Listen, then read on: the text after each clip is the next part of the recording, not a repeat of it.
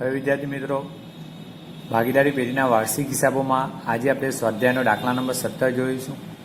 દાખલા નંબર 17 એ ખાસ આઈએમપી કરી રાખજો, કારણ કે આ દાખલો ભૂતકાળમાં જે બોર્ડના પેપરોમાં આવેલો છે.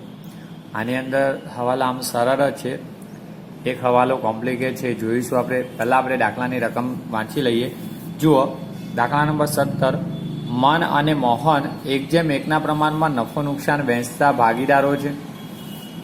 નીચે દર્શાવેલા કાચું સરવૈયું અને હવાલાને ધ્યાનમાં લઈ તારીખ 31/3/17 રોજ પૂરા થતા વર્ષના વાર્ષિક હિસાબો તૈયાર કરો. તો વિદ્યાર્થી મિત્રો જુઓ, બે ભાગીદારો મન અને મોહન અને નફા નુકસાનનું પ્રમાણ સરખું 1:1 આપી દીધેલું છે. એટલે હવે જે વહેંચણીપાત્ર નફો કે ખોટ આવે તો 1:1 પ્રમાણમાં વહેંચીશું. હવે જો 31/3/17 રોજ હિસાબી વર્ષ પૂરું થાય તે સમયનું કાચું સરવૈયું જોઈ લઈએ. કાચું સરવૈયું આખો દાખલો જ આઈએમપી છે, યાદ રાખજો વિદ્યાર્થી મિત્રો. કાચા સરવૈયાની અસરો પણ જુઓ, આ કાચું સરવૈયું તમને પત્રક સ્વરૂપે આપ્યું છે, એટલે બાકીઓ છે ને એને ઓળખતા શીખી જજો. એટલે કે જે બાકી કોમ્પ્લિકેટ હોય, અઘરું હોય તો જો અહીંયા હું લખી રાખીશ. પહેલાં શરૂઆતમાં જુઓ, મૂડી અને ઉપાડ આપી દીધેલું છે વિદ્યાર્થી મિત્રો, અને મન મોહન. હવે મૂડી આગળ છે તો ઉધાર બાકી એવું આપણે અર્થઘટન કરતા નથી. આગળ પણ મેં કીધું, મૂડીને હંમેશા જમા બાકી હોય, એટલે આ જે જમા બાકી હોય છે 2,80,000 અને 2,20,000 એમની મૂડી છે. અને ઉપાડને હંમેશા ઉધાર બાકી હોય, એટલે આ ઉધાર 3,000 અને 4500 એ ઉપાડ કહેવાશે. ઓકે, તો અહીંયા લખી આપું છું, આ ઉપાડ અને આ મૂડી થશે એમની. ઓકે, આગળ જો કે આવી ગયું 2-1 દાખલાઓ. ખરીદ વેચાણ વિદ્યાર્થી મિત્રો, ખરીદીને ઉધાર બાકી, વેચાણની જમા બાકી. ત્યારબાદ જાહેરાત ખર્ચ, તો વેચાણ વિતરણ ખર્ચ, નફા નુકસાની ઉધાર પર. જાવક માલ ગાડા ભાડું. જાવક એટલે કે માલ જ્યારે વેચાય ત્યારે માલની જાવક થાય, ત્યારે જે ચૂકવું હોય જાવક માલ ગાડા ભાડું. તો વિદ્યાર્થી મિત્રો, જાવક માલ ગાડા ભાડું એ વેચાણ વિતરણ ખર્ચ, અને વેચાણ વિતરણ ખર્ચ એટલે નફા નુકસાનમાં આવશે. આ બાબત યાદ રાખજો, નફા નુકસાનની ઉધાર પર. જેમાં વેચાણ વિતરણ ખર્ચ એમ જ આ વેચાણ વિતરણ ખર્ચ. હા, આવક માલ ગાડા ભાડું આપે તો માલની ખરીદી થાય ત્યારે માલની આવક થાય, ત્યારે માલનું આવક માલ ગાડા ભાડું જે ચૂકવાય એ ખરીદીનો ખર્ચ એટલે વેપાર ખાતામાં લખાય. ઓકે, ચલો, તો જાવક માલ ગાડા ભાડું નફા નુકસાની ઉધાર પર. ત્યાર પછી વિદ્યાર્થી મિત્રો, યંત્રો કૌંસમાં ઓફિસ. હવે ઓફિસના યંત્રો આપ્યા, એનો મતલબ જુઓ, અહીંયા ઓફિસ એવો શબ્દ ના આપે ને તો એ યંત્રો ઓફિસના જ અર્થઘટન કરવાનું, કારખાનાના નહીં. કારખાનાના યંત્રો એવું અહીંયા સ્પષ્ટ કારખાના શબ્દ લખ્યો હોય ને તો જ તમારે જ્યારે ઘસારો ગણવાનો આવે ત્યારે કારખાનાનો ઘસારો વેપાર ખાતામાં લખાય. હવે આ યંત્રો ઓફિસના, તો આના પર ઘસારો નફા નુકસાનમાં લખાય. યંત્રો મિલકત છે એટલે પાકાશ્રમમાં મિલકતોમાં લખીશું. પણ અહીંયા ફરીથી જો ઓફિસના યંત્રોની ખરીદી કરી એટલે કે આ અગાઉના યંત્રો હશે ચોપડે, પણ વર્ષ દરમિયાન આ વર્ષે પણ ખરીદી કરી નવી 1/4/16, એટલે કે આ વર્ષની શરૂઆત જ થઈને 1/4/16 થી 31/3/17 હિસાબી વર્ષ. તો કે આ વર્ષની શરૂઆતમાં ફરીથી 40,000ના યંત્રો ખરીદ્યા. તો હવે પાકાશ્રયમાં 1,50,000 જે હતા અને ફરીથી ખરીદાય પ્લસ થશે. અને ઘસારો હોય તો આખા વર્ષનું જ ગણાશે બંને પર, એટલે 1,50,000 ને 40, 1,90,000 પર. ઓકે, મકાન તો મિલકત પાકાશ્રયમાં કાયમી દ્રશ્ય મિલકત તરીકે. ઓફિસનો પગાર તો વહીવટી ખર્ચ નફા નુકસાની ઉધાર પર. ગ્રાહકો અને વેપારીઓ, તો વિદ્યાર્થીઓ ગ્રાહકો એ દેવાદારો, એટલે કે 25,000 છે દેવાદારો. ઓકે, અને જે 35,000 જમા બાકી છે વેપારીઓ, તો વેપારીઓ એટલે લેણદારો કહેવાય. લેણદારો મૂડી દેવા બાજુ, દેવાદારો મિલકત લેના બાજુ. ઓકે, ચાલુ મિલકત તરીકે. માલ પરત, હવે આ લગભગ 3 દાખલાથી સરંગ આવે છે. માલ પરતના ખાતા એટલે જોજો, ઉધાર બાકી એટલે વેચાણ પરત, અને જમા બાકી જે આપેલી હોય માલ પરત એ ખરીદ પરત કહેવાય. કારણ કે વેચેલો માલ પરત આવે તો વેચાણ માલ પરત ઉધાર બાકી દર્શાવે, વેચાણ પરત. અને આપણે ખરીદેલો માલ પરત કરીએ, માલ જાય તો જમા, એટલે ખરીદ પરતની કઈ બાકી હોય? જમા. એટલે આ બાબત ખાસ યાદ રાખવાની વિદ્યાર્થી મિત્રો. હા, માલ પરત ઉધાર તો ખરીદ પરત, અને માલ પરત જમા તો વેચાણ પરત, એ પણ યાદ રાખજો. ત્યારે બાકીઓ પણ એ રીતના ઉધાર હોય તો એની જમા બાકી આપી હોય, માલ પરત ઉધાર હોય તો જમા બાકી આપી હોય, અને માલ પરત જમા હોય તો એની ઉધાર બાકી આપી. એટલે કે એ બાબતો ખાસ ધ્યાનમાં રાખજો.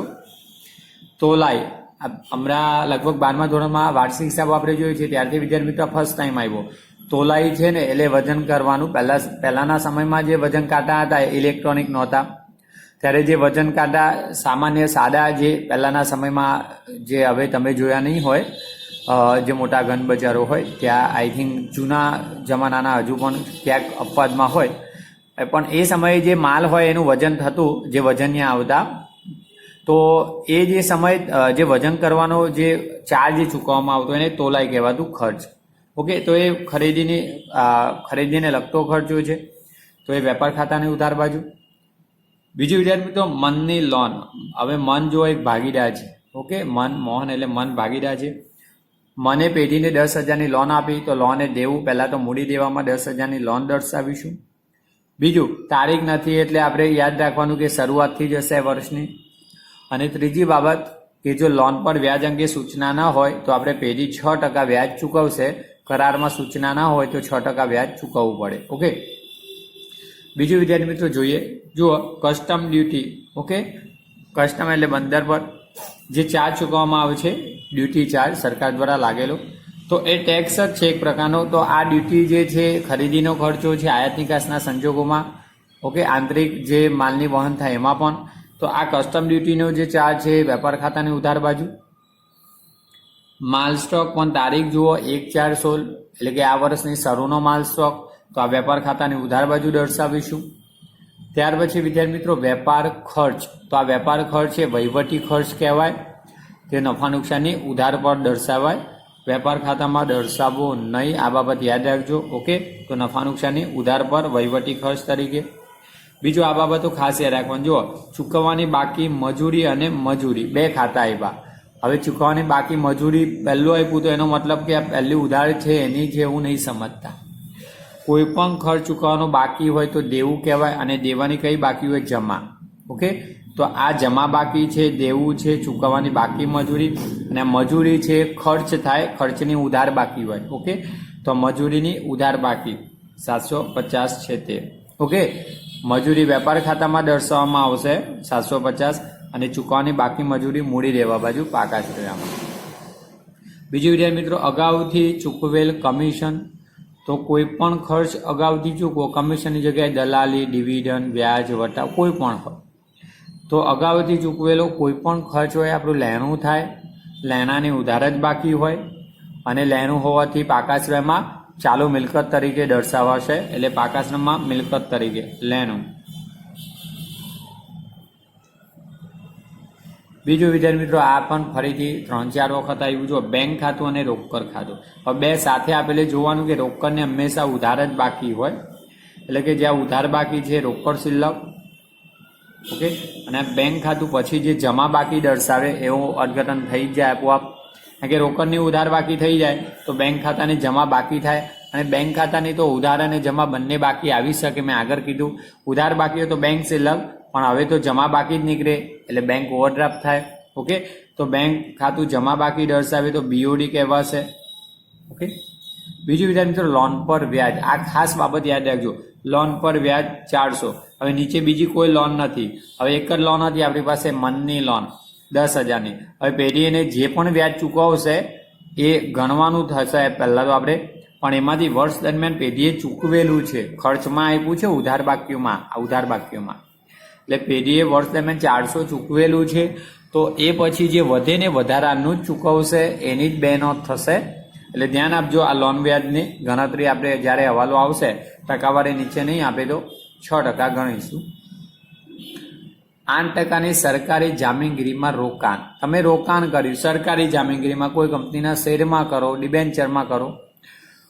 જો 30,000 ઉધાર બાકી એટલે તમારું રોકાણ એ મિલકત છે, તો પહેલાં 30,000નું રોકાણ છે પાકાશ્રયમાં, કાયમી મિલકતોને નીચે રોકાણ દર્શાવી છે ત્યાં દર્શાવવાનું, એટલે કે તમે મિલકતો બાજુ દર્શાવી દેજો રોકાણ. બીજું, હવે ટકાવારી આપે એટલે યાદ રાખવાનું, જેમ કે આપણે નહોતું જોયું કે લોન લાસ્ટ દાખલામાં હતું HDFCની લોન, ટકાવારી હતી એટલે આપણે લોન ચૂકવી હતું. જેમ ભાગીદાર છે તો કરારમાં સૂચના ના હોય તો 6% ચૂકવીએ. એમ તમે કોઈ જગ્યાએ રોકાણ કરો તો એની પર તમને એનું વળતર એટલે કે વ્યાજ જે પણ મળતું હોય એ મળે. જો શેરમાં રોકાણ કરો તો ડિવિડન્ડ મળે, અને ડિબેન્ચર કે અન્ય જામીનગીરીમાં રોકાણ કરો તો તમને વ્યાજ મળે. હવે સરકારી જામીનગીરીમાં 8% રોકાણ કર્યું તો તમને 8% જે છે ને એ વર્ષ દરમિયાન વ્યાજ મળે. તો 30,000 તમે રોક્યા છે અન્ય સરકારી જામીનગીરીમાં, તો એ જામીનગીરી પર તમને વર્ષ દરમિયાન 30,000 પર 8% એટલે કે વળતર મળે જે વ્યાજ. ઓકે, વ્યાજ મળશે.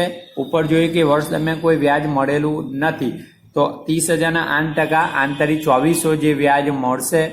એક તો તમારી ઉપજ એટલે નફા નુકસાની જમા પર, અને બીજું મળવાનું બાકી છે, કારણ કે ઉપર તો ક્યાંય મળેલું નથી આપ્યું એટલે હજુ મળવાનું બાકી આપણે આ વર્ષ દરમિયાન.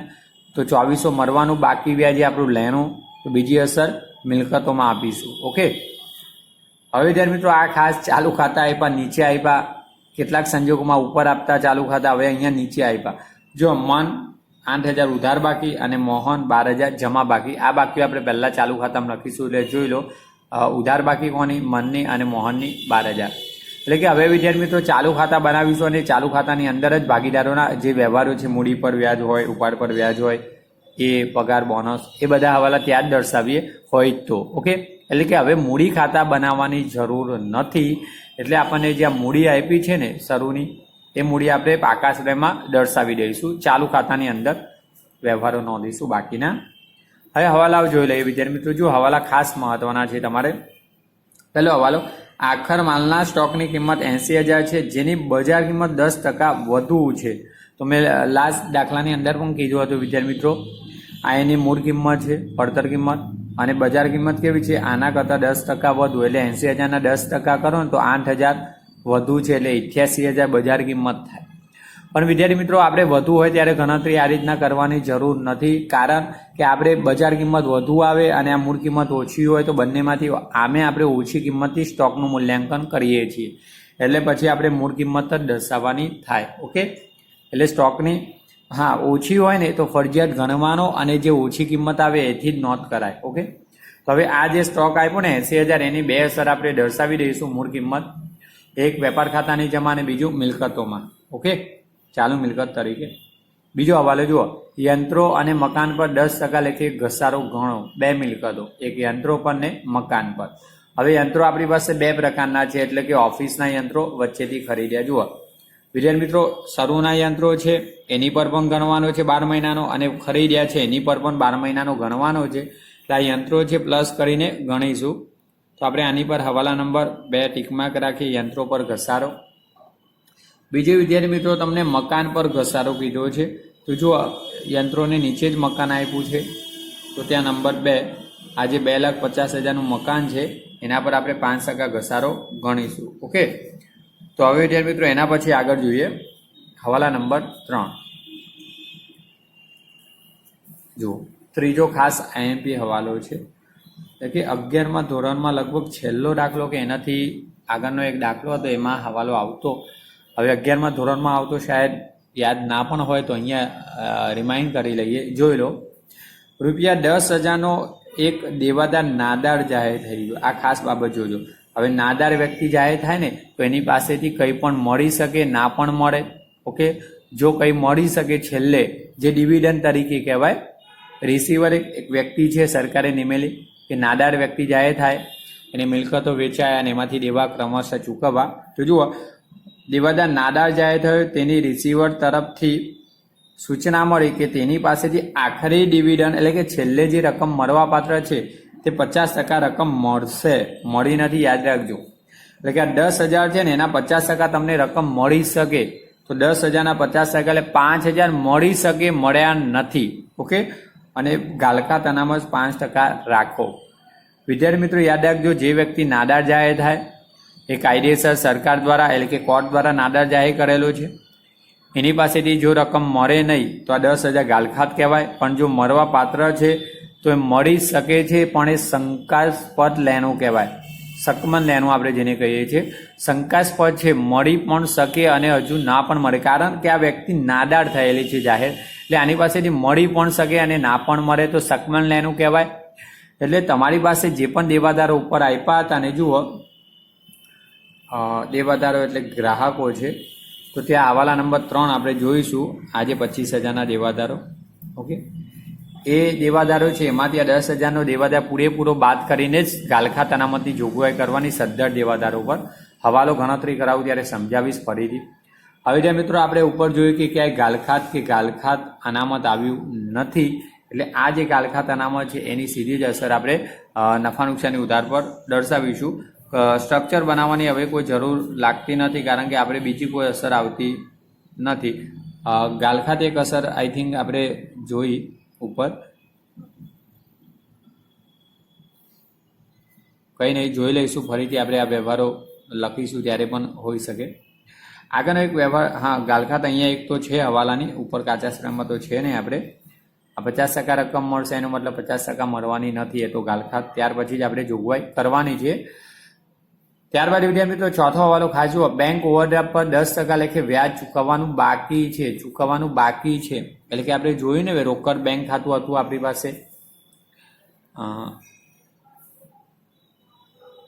ઓકે, રોકડ અને બેંક ખાતું છે, એમાં બેંક ઓવરડ્રાફ્ટ જમા બાકી દર્શાવે છે. તો બેંક ઓવરડ્રાફ્ટ પર હવાલામાં કીધું 10% વ્યાજ, ઓકે, તો 3,000ના 10% એટલે 300 રૂપિયા વ્યાજ ચૂકવવાનું બાકી છે. તો બેંક ઓવરડ્રાફ્ટ છે ત્યાં હવાલા નંબર 4 ટીકમાં કરી રાખો.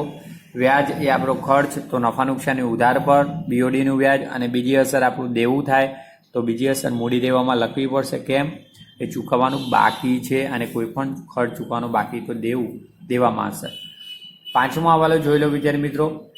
2000નો માલ વેચાણ માલ પરત નોંધમાં નોંધવાનો રહી ગયો, એટલે કે 2000નો માલ જે વેચાણ પરત નોંધમાં નોંધવાનો રહી ગયો, એનો મતલબ કે 2000નો માલ વેચેલો હોય, પરત આવ્યો, વેચાણ પરત, એનો મતલબ વેચાણ પરતની નોંધ કરવાની બાકી છે. તો વિદ્યાર્થી મિત્રો વેચાણ પરત નોંધવાનું જ બાકી છે. તો વેચાણ પરત નોંધ કરીએ તો એક તો પહેલાં જે ચોપડે વેચાણ પરત હોય એમાં વધારો થાય, એટલે આપણી પાસે વેચાણ પરત જુઓ અહીંયા આપેલું છે, ઉધાર બાકી 16,000, તો વેચાણ પરતમાં નોંધ થશે. હવે નોંધવાનું બાકી છે, નોંધવામાં આવે તો 16,000માં વધારો થશે, એટલે કે 2,000 ઉમેરવાનું થશે હવાલાનું. બીજું વિદ્યાર્થી મિત્રો, વેચેલો માલ પરત આવે તો એટલું ગ્રાહકો એટલે કે દેવાદારો પાસેથી લેણું ઘટે. તો વેચેલો માલ પરત આવે તો દેવાદારો ઘટે, તો દેવાદારોમાં પણ ઘટાડો થશે, એટલે કે આપણે દેવાદારોમાં પાંચમો હવાલો પણ કરવો પડશે, ગ્રાહકો છે એમાં, ઓકે. તો હવે ધ્યાન મિત્રો, ખાસ મેં તમને કીધું કે દાખલો વાંચી, હવાલા વાંચીને કરવો જરૂરી હોય. કેમ કે હવે તમે પહેલાં આ જે ગાલખાત અને અનામત ખાસ ઊભી કરો ને, અનામત સદ્ધર દેવાદારો પર ઊભી થાય, એટલે કે આ 2000ના જે દેવાદારોમાં ઘટાડો થાય ને એ પછી જ ઊભી કરવાની છે. એટલે તમારે શું કરવાનું, પહેલાં પાંચમો હવાલો ફરજિયાત કરવો પડે, પછી ત્રીજો હવાલો થાય, ઓકે. એટલે એકબીજા પર રિલેટેડ હવાલાઓ આવે, પહેલાં ત્રીજો હવાલો કરી શકાય નહીં. આની નોંધ થાય ને દેવાદારમાં, વેચેલો માલ પરત આવે, દેવાદારો ઘટે, ઘટાડ્યા બાદ જ અનામત જોગવાઈ થશે, ઓકે. ગાલખાત પછી અનામત, એટલે કે પહેલાં આપણે પાંચમો હવાલો કરવો પડશે ને પછી ત્રીજો હવાલો થશે. એટલે આ બાબતમાં આપણે હવાલાઓ વાંચતા હતા, ઓકે. તો હવે ધ્યાન મિત્રો આપણે જોઈ લઈએ, આગળ ખાતાઓ બનાવી લઈએ અને એની બાકીઓ લખી દઈએ, મૂડી ખાતા, ઉપાડ અને ચાલુ ખાતાને. હવે વિદ્યાર્થી મિત્રો જોઈએ તો આપણે આ દાખલા નંબર 17, એમાં મન અને મોહનની ભાગીદારી પેઢીનું તારીખ 31/7ના રોજ પૂરા થતા વર્ષનું વેપાર ખાતું. પહેલાં આપણે વેપાર ખાતું બનાવીએ છીએ હંમેશા, તો એમાં ઉધાર બાજુ અને જમા બાજુ. ત્યારબાદ વિદ્યાર્થી મિત્રો બીજા નંબરમાં આપણે નફા નુકસાન ખાતું બનાવીએ છીએ. તો જો બીજા નંબરમાં નફા નુકસાન ખાતું, ઉધાર બાજુ અને જમા બાજુ. હવે ગાલખાતનું સ્ટ્રક્ચર બનાવી રાખ્યું છે અને એક્ઝામમાં બને ત્યાં સુધી ગાલખાતનો હવાલો આવે એટલે સ્ટ્રક્ચર બનાવી રાખવાનું, અસર ના આવે તો ડેશ લખી દેવાનો, ઓકે. બીજું વિદ્યાર્થી મિત્રો, ત્રીજા નંબરમાં આપણે ફાળવણી ખાતું બનાવીએ છીએ. તો 3 નંબર ફાળવણી ખાતું, એમાં પણ ઉધાર અને જમા. આપણે જોઈએ કે ભાગીદારોના વ્યક્તિગત વ્યવહારો એટલે કે મૂડી પર વ્યાજ, ઉપાડ પર વ્યાજ, પગાર, બોનસ, કમિશન, મહેનતાણું એવા કોઈ હવાલા આવતા નથી. તો કંઈ નહીં, આપણે બનાવી રાખવાનું વહેંચણીપાત્ર નફો કે ખોટ એની ફાળવણી કરવા માટે પણ. બીજું ચાલુ ખાતા, હવે મૂડી ખાતા બનાવવાની જરૂર નથી, તો ચાલુ ખાતા આપણે બનાવી દીધા. ચાલુ ખાતાની અંદર જુઓ ઉધાર બાજુ મન મોહનનું ખાતું અને જમા બાજુ પણ મન અને મોહન 2 ભાગીદારો.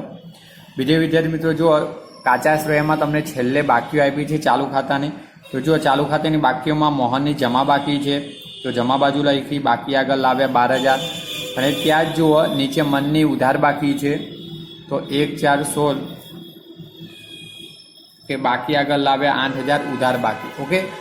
બીજું વિદ્યાર્થી મિત્રો ખાસ ઉપાડ, તો ઉપાડ આપણે હવે ચાલુ ખાતાની ઉધાર બાજુ દર્શાવીશું. આપણે મૂડી ખાતા બનાવતા તો મૂડી ખાતાની ઉધાર બાજુ દર્શાવતા.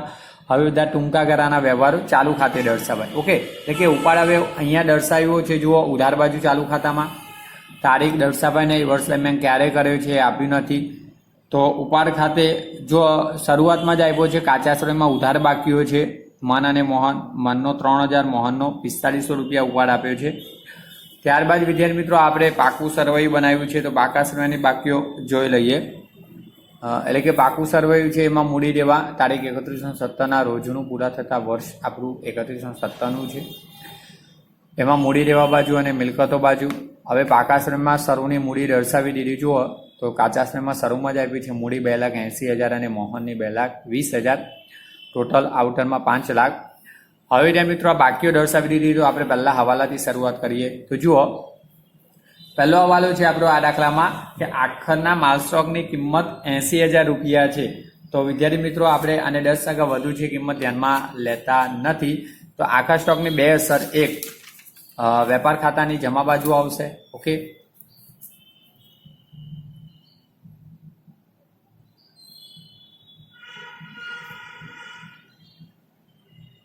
આખર માલ સ્ટોક રૂપિયા 80,000, આઉટરમાં 80,000. બીજી અસર વિદ્યાર્થી મિત્રો સ્ટોક એ ચાલુ મિલકત. તો પાકા શ્રેણીમાં મિલકતો બાજુ આવશે. પાકા શ્રેણીમાં મિલકતો બાજુ. બીજી અસર સ્ટોક છે તો નીચેથી અથવા ઉપરથી લખી શકાય આખર માલ સ્ટોક 80,000. ઓકે વિદ્યાર્થી મિત્રો આ હવાલાની બે અસર આપણે થઈ ગઈ, એક વેપાર ખાતામાં અને એક પાકા શ્રેયમાં.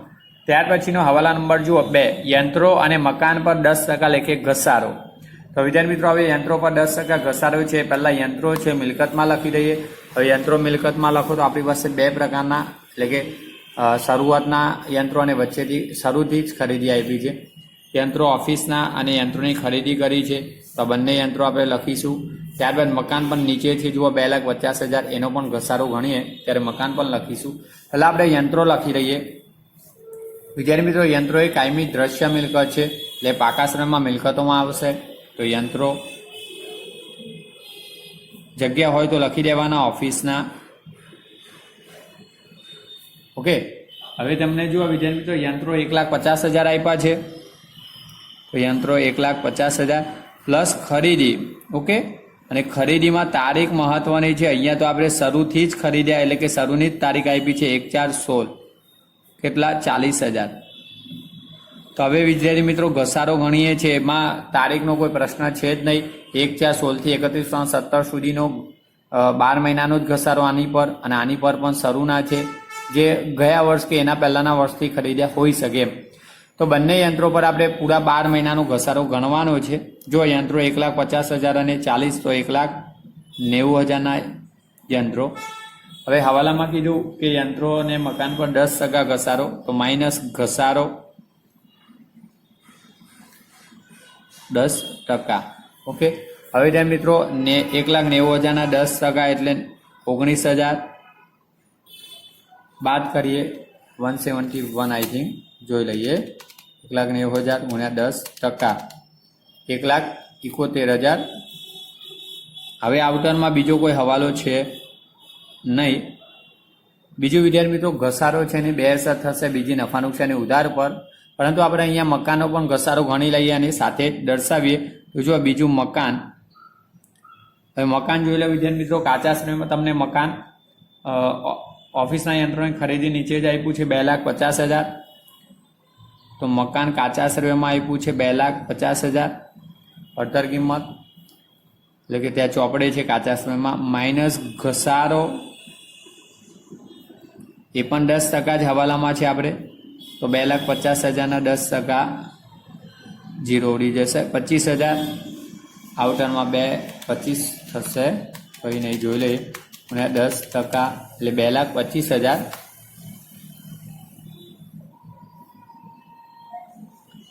ઓકે, હવે મિત્રો ઘસારો ગણ્યો એની બે અસર નફા નુકસાની ઉધાર પર મહેસૂલી ખર્ચ તરીકે.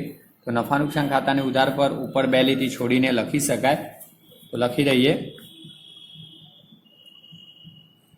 ઘસારો ઓફિસનો ઘસારો હંમેશા નફા નુકસાની ઉધાર પર દર્શાવાય, યંત્રો પર, બીજો મકાન પર, યંત્રો પર આપણે જોયું વિદ્યાર્થી મિત્રો 19,000 અને મકાન પર 25,000, આઉટરમાં 44,000 કુલ ઘસારો બંને યંત્રોનો. ઓકે, અને એક એક અસર પણ આઉટરમાં લખી શકાય. હવે વિદ્યાર્થી મિત્રો હવાલા નંબર 2 પૂરો થઈ ગયો. હવાલા નંબર 3 પણ ત્રીજો હવાલો કર્યા પહેલા આપણે પાંચમો હવાલો કરવો પડશે વેચાણ પરતનો, પછી જ આપણે ગાલખાત અનામત સદ્ધર દેવાદાર ઉપર ઊભી થાય. તો જો વિદ્યાર્થી મિત્રો પાંચમો હવાલો, ₹2,000 નો માલ વેચાણ પરત નોંધમાં નોંધવાનું બાકી, એટલે વેચાણ પરત નોંધવાનું બાકી છે. તો પહેલા આપણે ખરીદ અને વેચાણ એટલે વેચાણ પહેલા લખવું પડશે, પછી વેચાણ પરત નોંધાય. તો જુઓ હવે તમને જે ખરીદી વેચાણ આપ્યું છે એ બંને નોંધી લઈએ આપણે, ખરીદી વેચાણ. ત્યારબાદ માલ પરતના ખાતા છે બંને નોંધી લઈએ છીએ, પછી આપણે હવાલો કરી શકીએ વેચાણ પરતનો એની પર. તો જુઓ ખરીદી શરૂઆતમાં એક લીટી છોડીને વેપાર ખાતાની ઉધાર બાજુ શરૂના સ્ટોક માટે ખરીદી અને વેચાણ.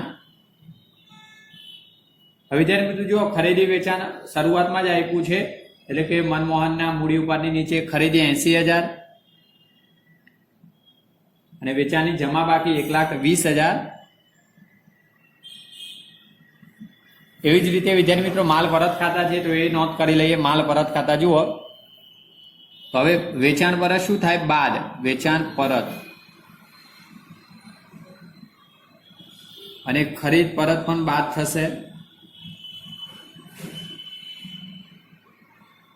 ઓકે, હવે વિદ્યાર્થી મિત્રો જુઓ તમને જે માલ પરતના ખાતા ગ્રાહક અને વેપારીઓને નીચે આપ્યા છે, એટલે કે વેચાણ પરત ઉધાર બાકી 16,000. હવે ત્રીજી કોલમમાં લખીશ, તમે ધ્યાન આપજો 16,000 ત્રીજી કોલમમાં છે, કારણ કે નહીં નોંધેલ પ્લસ કરવાનું છે. અને ખરીદ પરત છે 14,000. હવે ખરીદ પરત તો ખરીદીમાંથી બાદ કરીને લખી નાખીએ, આગળ કોઈ હવાલો નથી. 66,000 આઈ થિંક થવું જોઈએ. ઓકે, 66,000,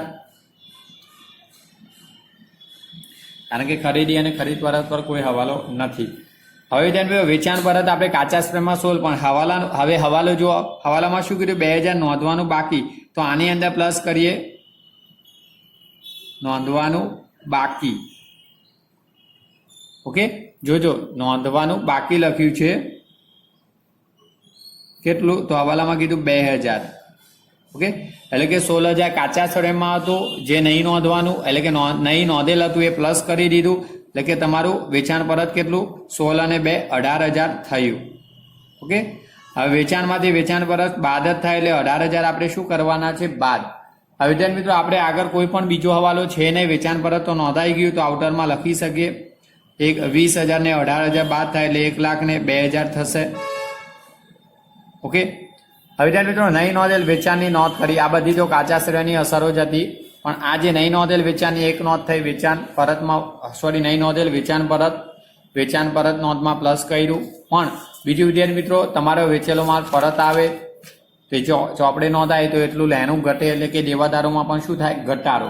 તો વિદ્યાર્થી મિત્રો જુઓ દેવાદારો એ આપણું લેણું છે ચાલુ મિલકત, તો દેવાદારો ચાલુ મિલકત તરીકે પાકા શ્રેણીમાં, એટલે કે ગ્રાહકો બીજી કહીએ તો આપણે બીજા રીતે ગ્રાહકો. હવે જો વિદ્યાર્થી મિત્રો ગ્રાહક અને વેપારીઓ માલ પરતની ઉપર જ આપ્યા, એમાં દેવાદારો 25,000 આપ્યા છે.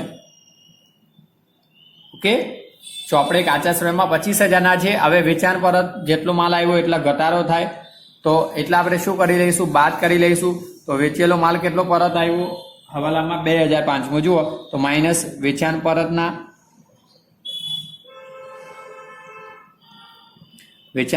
દેવાદારો એટલા શું થાય? ઘટે બાદ 2,000 જે હવાલામાં હતો તે. હવે ધ્યાન મિત્રો વેચાણ, જો વેચાણ નહીં નોંધ્યું હોય તો વેચાણ વધે એટલું લેણું વધે, તો એટલા દેવાદારો વધે તો પ્લસ થાય, પણ વેચાણ પરત આવે તો એટલું લેણું ઘટે એટલે માઇનસ જ થાય દેવાદારોમાં. જોઈ લે વિદ્યાર્થી મિત્રો 25,000 માંથી 2,000 ના દેવાદારો ઘટે, માઇનસ થાય એટલે 23,000 વધે. હવે ઇનર કોલમમાં એટલા માટે કે આપણો ત્રીજો હવાલો છે, ગાલખાત પણ પડે છે, અનામત પણ ઊભું કરવાનું. ઓકે, તો આ વિદ્યાર્થી મિત્રો પાંચમો હવાલો ક્લિયર થઈ ગયો. હવે આપણે હવાલા નંબર 3 જોઈ શકીએ. તો હવાલા નંબર 3 જુઓ, એમાં કીધું છે કે 10,000નો દેવાદાર નાદાર જાહેર થયો, 50% રકમ આખરી ડિવિડન્ડ પેટે મળશે, એનો મતલબ 50% નહીં મળે 10,000ના, એ શું થાય? ગાલખાત. એટલે તે 10,000 જે છે લેણું એના 50% નહીં મળે, તો 50% કેટલી થાય? 5,000 એક ગાલખાત.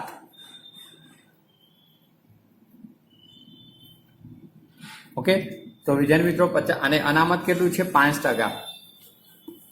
તો જુઓ વિદ્યાર્થી મિત્રો, દેવાદારો છે એની ઉપર આપણે જોઈ લઈએ માઇનસ ગાલખાત 5,000. તો હવે દેવાદારો કેટલા વધે? 23,000 માંથી 5,000 બાદ થશે એટલે 18,000. ઓકે, જોઈ લો. અને બીજું ગાલખાત અનામત કેટલા ટકા? 5%. ઓકે, તો વિદ્યાર્થી મિત્રો 18,000 એ સદ્ધર દેવાદારો નથી એટલે એની પર 5% કરવાની નથી. તો જુઓ એની ગણતરી બતાવી દઉં. તો હવાલાની ગણતરી જુઓ. હવાલા નંબર 3, ગાલખાત અનામતથી 5% જોગવાઈ, એટલે કે ગાલખાત અનામત સદ્ધર દેવાદારો પર જ ઊભી કરવામાં આવે. હંમેશા યાદ રાખજો, ગાલખાત અનામત હોય, દેવાદાર વટાવ અનામત હોય, હંમેશા સદ્ધર દેવાદારો પર જ ઊભી કરવામાં આવે. તો હવે જો વિદ્યાર્થી મિત્રો દેવાદારો કુલ 25,000ના હતા આપણી પાસે. આ જ વસ્તુ છે, સમજાવું છું, જોઈ લો. અહીંયા સુધી દેવાદારો 25,000ના હતા, એમાંથી વેચાણ પરતના હતા, એ બાદ થઈ ગયા એટલે આપણી પાસે 23,000ના કુલ રહ્યા. પણ એમાંથી એક નાદાર જાહેર થયો 10,000નો, એટલે કે એની પાસેથી હવે કોઈ હિસાબ મળી પણ શકે, ના પણ મળે, એ સદ્ધર કહેવાતો નથી, એટલે ચોપડેથી ચાલ્યો જશે. તો 23,000 માઇનસ 10,000 એટલે હવે 13,000 જે મળ્યા ને સદ્ધર દેવાદારો કહેવાશે. ઓકે, તો 13,000ના દેવાદારો છે એની પર જ જોગવાઈ કરવાની. તો ગાલખાત અનામત સદ્ધર દેવાદારોના કેટલા ટકા? 5%. સદ્ધર દેવાદારો 13,000 એના 5% એટલે 650. ઓકે, આ બાબત યાદ રાખજો. જે નાદાર જાહેર થાય ને પૂરેપૂરો બાદ થઈ જાય, કારણ કે એની પાસેથી કોઈ લેણું મળી પણ શકે, ના પણ મળે, એટલે શંકાસ્પદ કહેવાય, એટલે એ સદ્ધર દેવાદારમાં આવશે નહીં. તો હવે ત્યારે મિત્રો ગાલખાત અનામત કેટલું આવ્યું? 650. ઓકે, 18,000 માઇનસ 650 એટલે 17,350. હવે બીજો કોઈ હવાલો નથી એટલે આઉટરમાં લખી શકાય. ઓકે, હવે ત્યારે મિત્રો બીજી અસર આપણે નફા નુકસાનમાં આપી દઈએ. હવે વિદ્યાર્થી મિત્રો આપણે બીજી અસર ગાલખાત અને ગાલખાત અનામતની જે નફા નુકસાનની ઉધાર બાજુ આપણે સ્ટ્રક્ચર બનાવ્યું એની અંદર નોંધ કરીએ. હવે આપણે કાચા શ્રેણીમાં જોયું હતું વિદ્યાર્થી મિત્રો, ગાલખાત આપ્યું નહોતું, ડૂબેલું લેણું અથવા ગાલખાત શબ્દ આપી શકે, જે નહોતી આપી. બીજું ગાલખાત હવાલામાં તો આપણને 10,000ના દેવાદારો પાસેથી 50% મળે અને 50% ન મળે ને એ 5,000 ગાલખાતાથી આપણે બાદ કરી. બીજું ગાલખાત અનામત આપણે હવાલામાં જોયું વિદ્યાર્થી મિત્રો, 650 રૂપિયા આપણને હવાલામાં આપેલું હતું. તો આપણે ગાલખાત અનામત 650 રૂપિયા લખી દઈએ. બીજું વિદ્યાર્થી મિત્રો ગાલખાત અનામત કાચા શ્રેણીમાં હતી નહીં એટલે ડેશ, ટોટલ આઉટરમાં 5,650. ઓકે, હવે મિત્રો ત્યારબાદ આપણે આ હવાલાની બે અસરો થઈ ગઈ. તો ત્યાર પછીનો હવાલો જોઈએ છે. તો ત્યાર પછીનો હવાલો આપણે ત્રીજો હવાલો ક્લિયર થઈ ગયો વિદ્યાર્થી મિત્રો, ગાલખાત અનામતની પણ નોંધ થઈ. ચોથો હવાલો છે આગળ કે બેંક ઓવરડ્રાફ્ટ પર 10% વ્યાજ વસૂલ ચૂકવવાનું બાકી છે, ચૂકવવાનું જ હોય. તો જો વિદ્યાર્થી મિત્રો પહેલા બીઓડી આપણે જોઈ લઈએ. આપણી પાસે બેંક ઓવરડ્રાફ્ટ છે 3,000નો, તો 3,000 જે બીઓડી છે દેવું છે, ટૂંકા ગાળાનું દેવું કહેવાય, ચાલુ દેવું. તો પહેલા બીઓડીની નોંધ કરીએ. તો વિદ્યાર્થી મિત્રો બીઓડી ક્યાં આવશે? પાકા શ્રેયમાં મૂડી દેવા બાજુ. તો જુઓ પાકા શ્રેયમાં બેંક ઓવરડ્રાફ્ટ, તો 3,000નો બેંક ઓવરડ્રાફ્ટ છે. હવે તમને હવાલામાં કીધું કે 10% વ્યાજ ચૂકવવાનું બાકી. હવે બીઓડી ક્યારે લીધો એવી તારીખ નથી, એનો મતલબ કે આ ગયા વર્ષનો પણ હોઈ શકે, આ વર્ષની શરૂઆતમાં બાકી છે એટલે શરૂમાં પણ હોઈ શકે. તો આપણે તો 3,000 જે પૂરેપૂરી રકમ છે એના કેટલા ટકા? 10%. તો 3,000 એના 10% વ્યાજ કીધેલું છે, તો 10% એટલે 300 રૂપિયા વ્યાજ ચૂકવવાનું બાકી છે. ઓકે, તો ચૂકવવાનું બાકી એ પણ દેવું. તો 300 રૂપિયા વ્યાજની બીજી અસર આમાં પ્લસ કરીને લખી શકો અથવા સીધી આઉટરમાં પણ મૂકી શકો, બંને રીતે લખી શકાય, સાચું કહેવાય. હવે ટૂંકા ગાળાનું દેવું છે બંને, બીઓડી અને ચૂકવવાનું બાકી વ્યાજ, તો પ્લસ કરી શકાય. તો જુઓ ચૂકવવાનું બાકી વ્યાજ બીઓડીનું છે. ઓકે, 300 રૂપિયા, આઉટરમાં 3300. ઓકે, બીઓડી અને બીઓડીનું વ્યાજ. હવે વિદ્યાર્થી મિત્રો બીઓડીનું વ્યાજ એ આપણો ખર્ચ કહેવાય, નાણાકીય ખર્ચ ચૂકવવાનું થયું પણ ચૂકવ્યું નથી પણ ખર્ચ તો થયો છે, તો એ તમારો ખર્ચ તરીકે નાણાકીય ખર્ચ નફા નુકસાનની ઉધાર પર. તો નફા નુકસાનની ઉધાર પર બેંક ઓવરડ્રાફ્ટનું વ્યાજ એટલે કે બીઓડીનું વ્યાજ. ઓકે, બીઓડીનું વ્યાજ એટલે બેંક ઓવરડ્રાફ્ટનું 300 રૂપિયા, જે હવાલામાં 10% મુજબ થયું તે. ઓકે, હવે ત્યાં મિત્રો આ હવાલો તમારે ચોથો હવાલો પણ થઈ ગયો. હવે પાંચમો હવાલો આપણે પહેલા કરી નાખ્યો છે, એટલે બધા જ હવાલા પૂરા થયા. હવે કાચા સરવાયાની જે પણ અસરો છે 1 by 1 આપણે વિદ્યાર્થી મિત્રો નોંધ કરીએ છીએ. ઓકે, તો જોઈએ.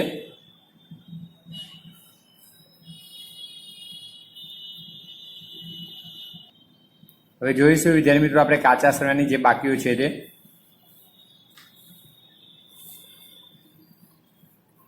તો કાચા સરવાયાની અંદર આપણે શરૂથી જોઈ લો. મૂડી અને ઉપાડ. મૂડી પાકા સરવાયામાં દર્શાવી દીધી છે આપણે, અને ઉપાડ જે આપ્યો છે એ ચાલુ ખાતામાં ઉધાર બાજુ લખી દીધો છે. ખરીદી વેચાણ વિદ્યાર્થી મિત્રો આપણે બંને નોંધ કરી લીધી, ખરીદી અને વેચાણ બંનેની. જાહેરાત ખર્ચ નફા નુકસાની ઉધાર પર. જાવક માલ ગાડા ભાડું પર નફા નુકસાની ઉધાર પર. આ બંને વેચાણ વિતરણ ખર્ચ છે. ચલો, તો આ બે અસરો બાકી. યંત્રો આવી ગયા, યંત્રોની ખરીદી પણ આવી ગઈ, હવાલા નંબર 2 કરી નાખ્યો. મકાન પણ આવી ગયું. ઓફિસનો પગાર એ વહીવટી ખર્ચ નફા નુકસાની ઉધાર પર. ગ્રાહકો અને વેપારીઓ આવી ગયા, ત્રીજો હવાલો હતો, અને પાંચમો હવાલો હતો. માલ પરત ખાતા પણ નોંધાઈ ગયા પાંચમા હવાલામાં. તોલાઈ, તો તોલાઈ વેપાર ખાતાની ઉધાર બાજુ આવશે. ઓકે, મનની લોન એ દેવામાં. ઓકે, અને ટકાવારી નીચે નથી આવી એટલે 10% વ્યાજમાં ગણી લઈએ. અને કસ્ટમ ડ્યુટી એ વેપાર ખાતાની ઉધાર પર. ખરીદીનો ખર્ચો. માલ સ્ટોક શરૂનો છે, તો એ શરૂનો સ્ટોક આવશે તમારો વેપાર ખાતામાં ઉધાર બાજુ. વેચાણ વેપાર ખર્ચ તો વહીવટી ખર્ચ નફા નુકસાની ઉધાર પર આવશે. ઓકે, ત્યાં સુધી વિદ્યાર્થી મિત્રો આપણે નોંધ કરી લઈએ. પહેલા જોતા રહેજો કાચા સરવૈયામાં, સાથે ચોપડી સાથે રાખીને જ વિદ્યાર્થી મિત્રો તમારે હવાલા કરતા રહેવાનું, જોતા રહેવાનું દાખલો.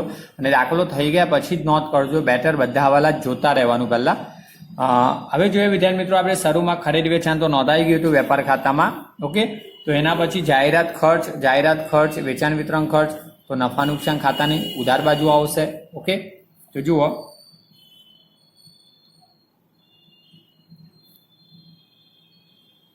જાહેરાત ખર્ચ વિદ્યાર્થી મિત્રો, તો ખાસ રકમ લખતી વખતે ધ્યાનમાં રાખવાનું છે, રકમ લખવામાં ભૂલ થાય નહીં. જાહેરાત ખર્ચ આપણને ખરીદીની નીચે 7,000 રૂપિયા આપેલો છે, 7,000. ત્યારબાદ વિદ્યાર્થી મિત્રો બીજું જાવક માલ ગાડા ભાડું પણ ત્યાં જ આવશે, વેચાણ વિતરણ ખર્ચ.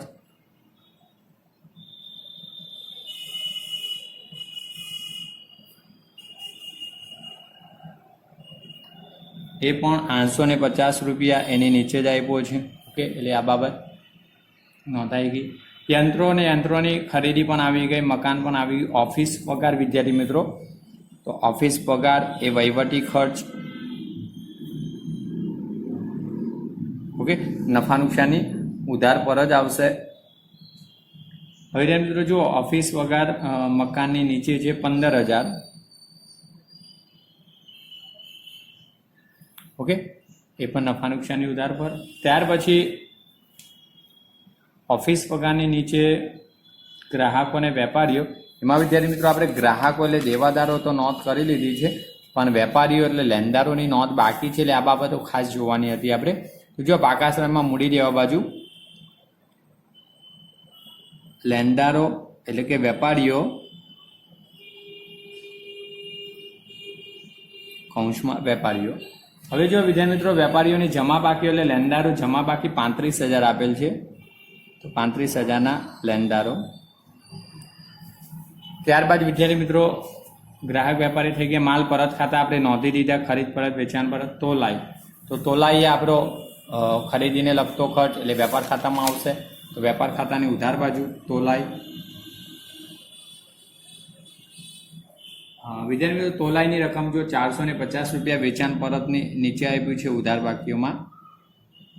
ઓકે, ત્યારબાદ મનની લોન વિદ્યાર્થી મિત્રો, તો પહેલા લોન છે દેવું કહેવાય, એને દેવામાં દર્શાવી દઈએ. મનની લોન મૂડી દેવા બાજુ.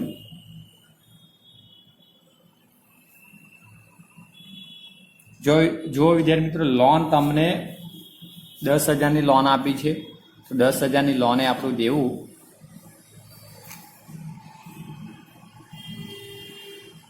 હવે લોન ક્યારે લીધી તારીખ પણ નથી આવી, એટલે વર્ષની શરૂઆતમાં હશે ચોપડે એ અર્થઘટન, અને બીજું કે સૂચના નથી તો 6% વ્યાજ ગણવાનું છે. તો 10,000 લોન પર 6% વ્યાજ, 600 રૂપિયા વ્યાજ થયું આપણું લોન પર વ્યાજ. પરંતુ વિદ્યાર્થી મિત્રો એક બાબત આપણે મહત્વની હતી કે લોન પર આપણે વ્યાજ જે ગણીએ છીએ, જુઓ લોન પર વ્યાજ 600 રૂપિયા થયું, પરંતુ આપણે અહીંયા મેં કીધેલું તમને કે વર્ષ દરમિયાન ચૂકવેલું છે પેઢીએ 400 રૂપિયા. હવે 600માંથી 400 વર્ષ દરમિયાન ચૂકવાઈ ગયા, તો હવે 200 જ ચૂકવવાનું બાકી છે, એની નોંધ થશે બે અસર. આ ગર્ભિત હવાલો થયો. ઓકે, તો 10,000 લોન, 10,000 લોન પર 6% એટલે કે 600 રૂપિયા વ્યાજ થયું હતું ને, તો એમાંથી 400 ચૂકવેલ તો 200 જ બાકી છે. તો જુઓ પહેલાં લોન વ્યાજ એ આપણો નાણાકીય ખર્ચ, નફા નુકસાની, ઉધાર પર લોન વ્યાજ.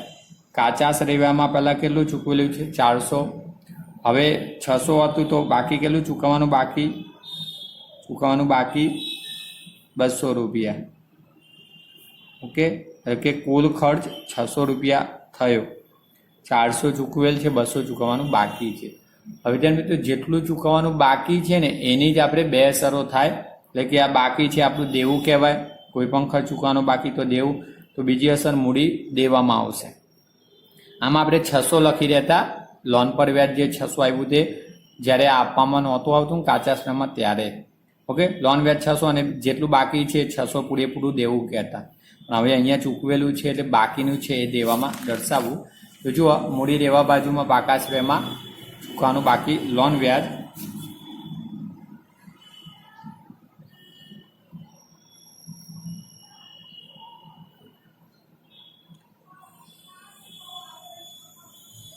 ₹200 જે બાકી છે તેની જ બે અસરો આવી જોઈએ. હવે ધ્યાન મિત્રો મનની લોન થઈ ગઈ, તો લોનની પછી જોઈએ કસ્ટમ ડ્યુટી.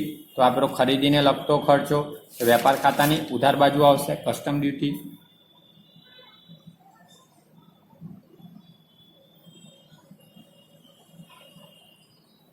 જો જેમ કે કસ્ટમ ડ્યુટી ઉધાર બાકી એટલે મનની લોનની નીચેનું ₹1300 છે. ઓકે, ત્યારબાદ માલ સ્ટોક વિદ્યાર્થી મિત્રો કસ્ટમ ડ્યુટી નીચે, તો એ શરૂનો સ્ટોક વેપાર ખાતાની ઉધાર બાજુ.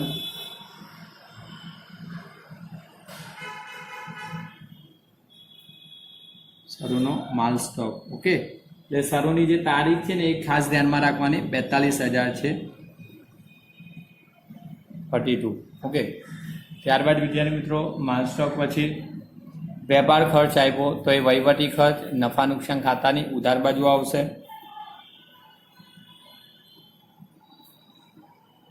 વેપાર ખર્ચ, તો માલ સ્ટોકની નીચે વેપાર ખર્ચ ₹1300 આપેલો છે.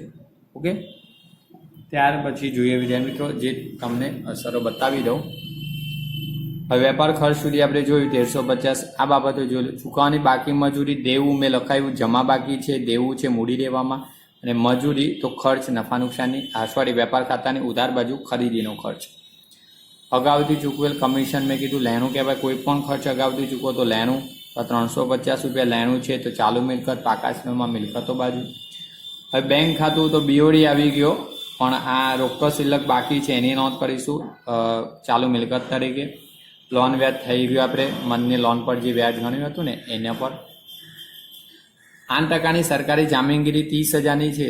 ઓકે, તો 30,000 એ રોકાણ મિલકત કહેવાય. પહેલાં મિલકતોમાં દર્શાવીશું અને 8% વ્યાજ આપણને મળે તો એ હું તમને ગણતરી બતાવું. ચાલુ ખાતાની બાકી તો વિદ્યાર્થી મિત્રો આપણે શરૂમાં જ ચાલુ ખાતાની બાકી આગળ લાવ્યા તરીકે લખી દીધું છે. તો બાકીની અસરો હવે આપી દઈએ. જુઓ તો વેપાર ખાતાની નીચે પહેલું વિદ્યાર્થી મિત્રો મજૂરી છે, મજૂરી આપણે વેપાર ખાતાની ઉધાર બાજુ લખી દઈએ. જગ્યા છે એટલે એક લીટી છોડી લખો તો એક્ઝામમાં સારું. 750. ચૂકવાની બાકી મજૂરી દેવું કહેવાય. ઓકે, બીજી બાકી છે તો મૂડી દેવામાં પાકું સરવાયું છે, મૂડી દેવા બાજુ ચૂકવાની બાકી મજૂરી.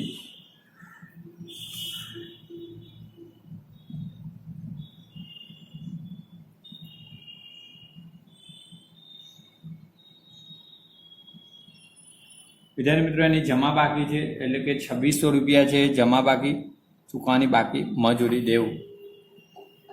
ત્યારબાદ વિદ્યાર્થી મિત્રો એની નીચે જ અગાઉથી ચૂકવેલ કમિશન આપણું લેણું કહેવાય, ચાલુ મિલકત તરીકે પાકા શ્રેયમાં લખી નાખીએ,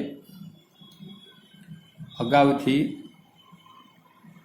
ચૂકવેલ કમિશન. હવે લેણું ઉધાર બાકી છે વિદ્યાર્થી મિત્રો, તો જુઓ મજૂરીની નીચે આપ્યા 350 રૂપિયા લેણું. ઓકે, ત્યારબાદ વિદ્યાર્થી મિત્રો બેંક ખાતું અને રોકડ મેળ. બેંક ખાતું જે જમા બાકી બીઓડી આવી ગયો. હવે રોકડની ઉધાર બાકી એટલે રોકડ શિલ્લક, અથવા રોકડ શબ્દ પણ એક્ઝામમાં લખી શકો, રોકડ ખાતું પણ. ઓકે, તો રોકડ શિલ્લક વિદ્યાર્થી મિત્રો એની ઉધાર બાકી તો 20,700 છે, એ રોકડ શિલ્લક થશે. ત્યારબાદ વિદ્યાર્થી મિત્રો જોઈએ લોન વ્યાજ આવી ગયું. 8% સરકારી જામીનગીરી છે એને આપણે નોંધ કરવાની છે. તો પહેલાં એ જામીનગીરી એ રોકાણ કહેવાય. પહેલાં ઉપર બિનચાલુ મિલકતો લાંબા ગાળાની, એમાં કાયમી દ્રશ્ય અને અદ્રશ્યની દ્રશ્ય દર્શાવાય, પછી રોકાણો, પછી ચાલુ મિલકતો. ઓકે, આપણે સ્ટ્રક્ચર અહીંયા મહત્વનું નથી, કંપનીના વાર્ષિક હિસાબોમાં ખાસ ફરજિયાત જાળવવાનું. પણ અહીંયા લખી દઈએ વિદ્યાર્થી મિત્રો. હવે આખું છે 8%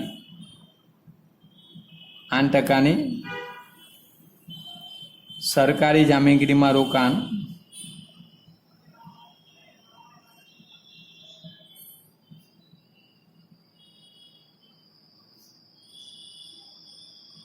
ઉધાર બાકી છે 30,000, એટલે કે મિલકતોમાં રોકાણ. ઓકે, મિલકતોમાં આવશે. હવે ધ્યાન મિત્રો આ 30,000ની જામીનગીરી પર 8% વ્યાજ મળે. તો જુઓ 30,000ની જામીનગીરી, સમય નથી આપ્યો એટલે વાર્ષિક 12 મહિનાનું વ્યાજ તમને મળે, રોકાણ વ્યાજ. તમે રોકાણ કરી તો તમને રોકાણ પર વ્યાજ મળે. તો 30,000 એના 8% એટલે 2,400 રૂપિયા. 2,400 રૂપિયા તમને વ્યાજ મળશે, એટલે આ યાદ રાખજો ખાસ. ઓકે, હવે ત્યાં મિત્રો રોકાણ વ્યાજ મળે તો એક હજુ તો તમને વર્ષ એમ મળવાનું જે મળ્યું નથી, એટલે ઉપજ તો કહેવાય. તો એક નફા નુકસાની જમા પર તમે રોકાણ કરો એની પર વ્યાજ વળતર સ્વરૂપે મળે. ઓકે, તો સરકારી જામીનગીરીનું વ્યાજ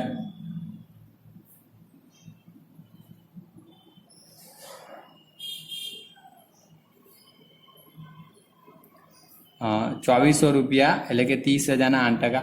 બીજું વિદ્યાર્થી મિત્રો અહીંયા તમે રોકાણ પર વ્યાજ એવી અસર પણ લખી શકો છો. ઓકે, સરકારી જામીનગીરી નું રોકાણો છે એટલે સરકારી જામીનગીરીના રોકાણનું વ્યાજ,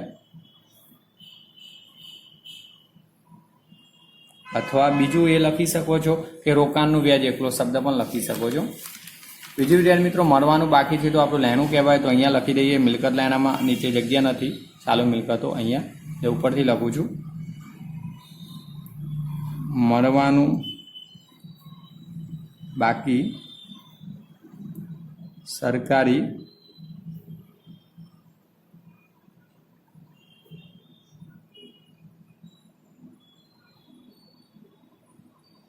રોકાણનું વ્યાજ 2,400.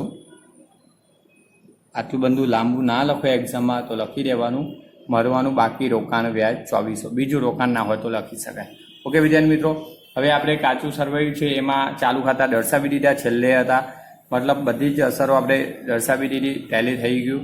તો હવે આપણે દરેક ખાતા ક્રમિક બંધ કરીએ 1 by 1. પહેલાં આપણે વેપાર ખાતાથી બંધ કરીએ છીએ.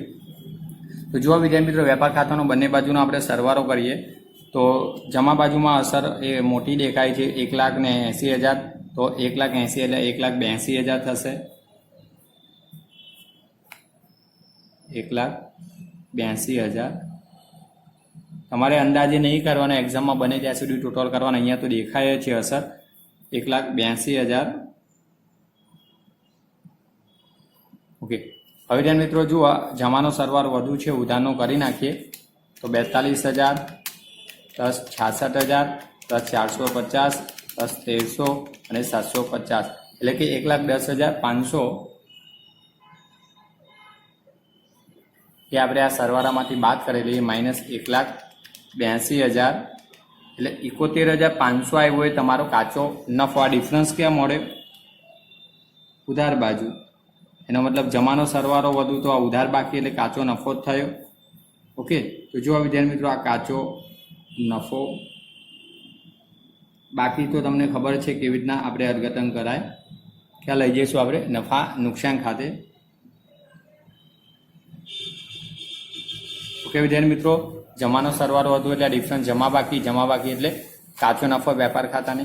હવે વિદ્યાર્થી મિત્રો આ વેપાર ખાતામાં ઉધાર બાજુ છે તો નફા નુકસાન ખાતાની કઈ બાજુ ક્રોસ બાજુ જમા બાજુ લવાય. તો અહીંયા લખી દઈશું વેપાર ખાતે કાચો નફો રકમ 71,500. હવે આપણે આ બંને ખાતાનો બંને બાજુનો સરવાળો જોઈ લઈએ. જે બાજુ વધારે મળશે એ સરવાળો આપણે મૂકીશું. અહીંયા અસર દેખાય એટલે ટોટલ નીચે લખું છું.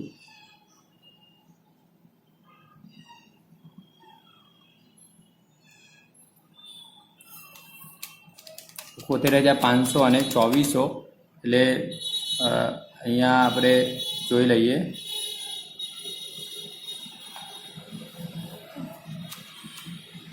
$71,500 અને 2400 એટલે વિદ્યાર્થી મિત્રો 73,900 આવે છે જમા બાજુનો સરવાળો. ઓકે, હવે જોઈ લઈએ આપણે ઉધાર બાજુ. તો 44,300, 7,850, 15,600, 1300 ને 5650 એટલે કે 74,700 આવ્યો તમારો. ઓકે,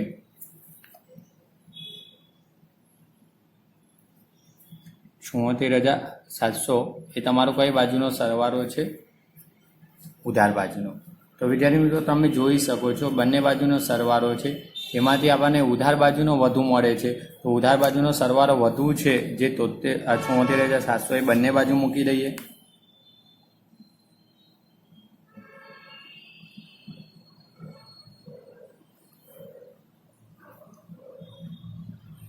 હવે ત્યાં મિત્રો મતલબ ડિફરન્સ કઈ બાજુ મળશે ઉધાર બાજુ જ મળે.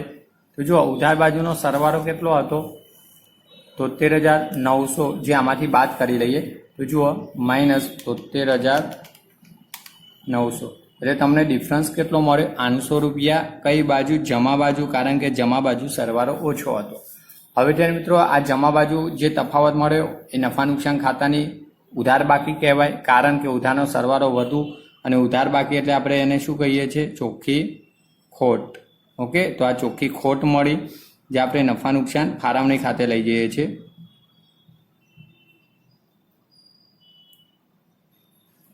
ઓકે વિદ્યાર્થી મિત્રો જુઓ નફા નુકસાન ખાતાની જમા બાજુ ડિફરન્સ છે તો ફાળવણી ખાતાની કઈ બાજુ ઉધાર બાજુ આપણે લાવીએ છીએ. તો જુઓ ફાળવણી ખાતાની ઉધાર બાજુ શરૂમાં લખી દઈએ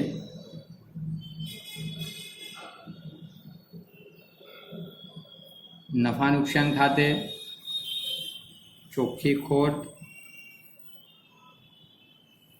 રકમ તો ₹800. હવે ત્યાં મિત્રો બાકી કોઈ અસર નથી તો આ ખોટ એ ઉધાર બાજુને જે સરવાળો જ બનશે વધુ. આ સરવાળો આપણે જમા બાજુ મૂકીશું અને જમા બાજુ જે ડિફરન્સ મળે એ પણ આ ₹800 જ રહેશે. ઓકે, હવે ત્યાં મિત્રો ફાળવણી ખાતાની ઉધાર બાજુનો સરવાળો વધુ છે એટલે આ તફાવત ઉધાર બાકી અને ઉધાર બાકી એટલે વહેંચણી પાત્ર ખોટ. ઓકે, જે ભાગીદારોના હવે કયા ખાતે ચાલુ ખાતે લઈ જઈશું. તો લખી નાખીએ ભાગીદારોના ચાલુ ખાતે વહેંચણી પાત્ર ખોટ. બે ભાગીદારો છે મન અને મોહન. મન. હવે દાખલાની ટાઇટલમાં જ વિદ્યાર્થી મિત્રો તમને નફા નુકસાનનું પ્રમાણ 1:1 આપ્યું છે. આપણે ટાઇટલ જ વાંચ્યું એટલે તો આ સરખા પ્રમાણમાં વેચાય છે એટલે ભાગ્યા 2 કરો 1:1 એટલે 400 બંનેના ભાગે આવશે ખોટ. હવે વિદ્યાર્થી મિત્રો આ ખોટ આવી ફાળવણી ખાતાની કઈ બાજુ જમા બાજુ છે તો એની ક્રોસ અસર ચાલુ ખાતાની ઉધાર બાજુ આવશે. ઓકે, તો અહીંયા ઉધાર બાજુ 31,300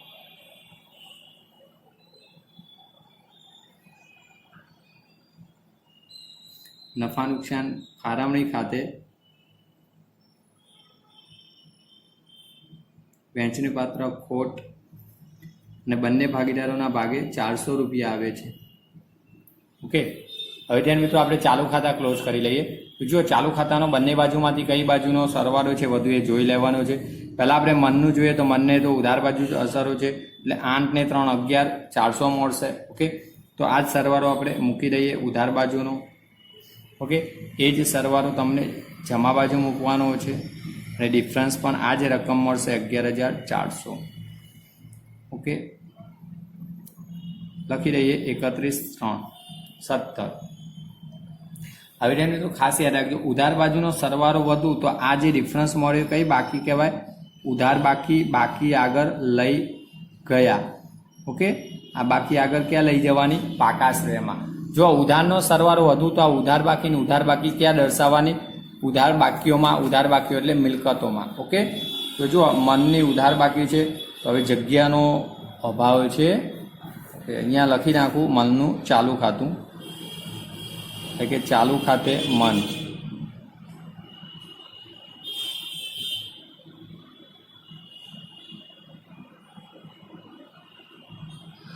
ઓકે, 11,400. એવી જ રીતે વિદ્યાર્થી મિત્રો આપણે મોહન જોઈએ તો મોહનનું એનું જમા બાજુ 12,000 છે અને ઉધાર બાજુ 45,400 4,900, એટલે જમા બાજુનો 12,000 વધુ છે. એ જ આપણે બંને બાજુ મૂકી દઈએ. 12,000માંથી આ 4500 અને 400 એટલે 49,900 બાદ કરી લઈએ એટલે મળશે 7100 રૂપિયા ડિફરન્સ જમા બાજુ, સોરી ઉધાર બાજુ એટલે જમા બાકી. ઓકે, હવે ધ્યાન મિત્રો જુઓ, જમાનો સરવાળો વધુ એટલે આ જમા બાકી અને જમા બાકી એ બાકી આગળ લઈ જવાની ક્યાં? મૂડી દેવા બાજુ. ઓકે, આગળ લઈ ગયા. તો વિદ્યાર્થી મિત્રો આ જમા બાકી છે ને જમા બાકી આપણે ક્યાં લઈ જઈએ છીએ? મૂડી દેવા બાજુ, મોહનનું ચાલુ ખાતું. ઓકે, જુઓ ચાલુ ખાતું અહીંયા તો આપણે જગ્યા છે મૂડી દેવા બાજુ, તો અહીંયા લખી દઈએ ચાલુ ખાતે. એમાં મોહનનું વિદ્યાર્થી મિત્રો ચાલુ ખાતું 7,100 રૂપિયા છે. ઓકે, હવે ત્યાં મિત્રો આપણે ચાલુ ખાતા ક્લોઝ કરીને પાકા શ્રેયમાં લાવી દીધા તો બંને બાજુનો સરવાળો જોઈ લઈએ. ઓકે, તો જુઓ પાકા શ્રેયમાં મૂડી દેવામાં 5,00,000, 7,100, 3300, 35,000, 10,000, 200 અને 2600, એટલે કે 5,58,200. ઓકે,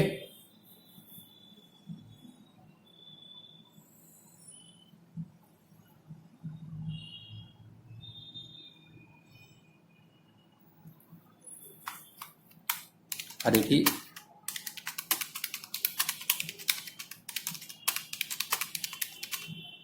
5,58,200. ઓકે, હવે એવી રીતે આપણે મિલકતો મેળવી લઈએ વિદ્યાર્થી મિત્રો. જુઓ 1,71,000, 2,25,000, 10,30,000, 2,400, 80,000, તો 17,350, 350, 20,000, 700 અને 11,400, એટલે 5,58,200. તમે ફરીથી આપણે કંઈ કરવાની જરૂર નથી, મળી જાય. એક્ઝામમાં પણ વિદ્યાર્થીઓને મળી જાય તો બહુ વધારે ટેન્શન નહીં લેવાનું, ફરીથી કરવાનું. એક બાજુનું મળતું હોય જો બીજી બાજુ ટોટલ મળી જાય તો ફરીથી કંઈ કરવાની જરૂર નથી.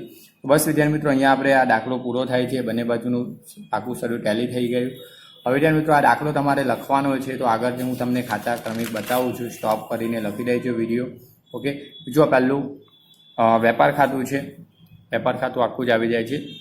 ઓકે, ત્યારબાદ બીજું નફા નુકસાન ખાતું છે. નફા નુકસાન ખાતાની અસરો જોઈ લો અને છેલ્લે એમાં ગાલખાતનું સ્ટ્રક્ચર હતું ટોટલ સહિત એ લખી લેજો. ત્યાર પછી વિદ્યાર્થી મિત્રો આપણે જોઈ લઈએ નફા નુકસાન ફાળવણી ખાતું. ઓકે, તો ફાળવણી ખાતું છે એ લખી લેજો. ચાલુ ખાતામાં વધારે અસરો નથી, લખી શકો છો. બને ત્યાં સુધી તો જાતે પ્રયત્ન કરજો, પાકું સર્વે વિદ્યાર્થી મિત્રો. અને પાકા શ્રેયમાં ખાસ મિલકતોની અસરો છે વધારે એટલે જોજો લખવામાં. ઓકે, અને ત્યાર પછી એક હવાલો આપણે ખાસ આ મહત્ત્વનો હવાલો છે તમારા માટે, એટલે આ સમજજો. મનમોહનમાં ગાલખાત અને ગાલખાત અનામતમાં ગાલખાત અનામત શ્રદ્ધા દેવાદારો પર ઊભી થાય જ મહત્ત્વનું છે. ગાલખાત તો 10,000ના 50% જે નહીં મળે એ ગાલખાત હતી. Okay, clear. આ જે નાદાર જાહેર થયો ને 20,000ના દેવાદાર નાદાર જાહેર થાય ને તો 20,000 બાદ થાય, એટલું યાદ રાખવાનું. બાકીના 3,000 વધે એના પર ઊભી થાય. જોકે આપણે 10,000ના દેવાદારો ચોપડીમાં આપ્યા છે હવાલામાં, તો 10,000ના ચોપડેથી ચાલે છે. ઓકે, બસ વિદ્યાર્થી મિત્રો આ દાખલાની પ્રેક્ટિસ કરજો. મેં આગળ જ કીધું IMP છે દાખલો. ઓકે.